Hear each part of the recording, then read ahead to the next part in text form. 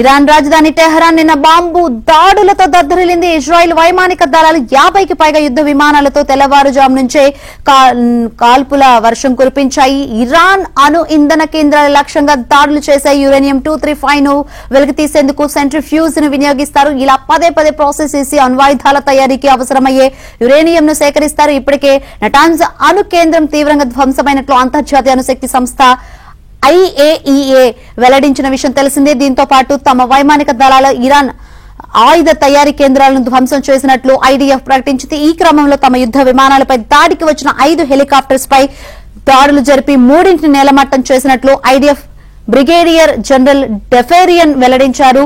కాగా బుధవారం కూడా IDF అధికారులు పర్షియా భాషలో టెహ్రాన్ ను వీడి వెళ్లాలంటూ పౌరులకు హెచ్చరికలు జారీ చేశారు.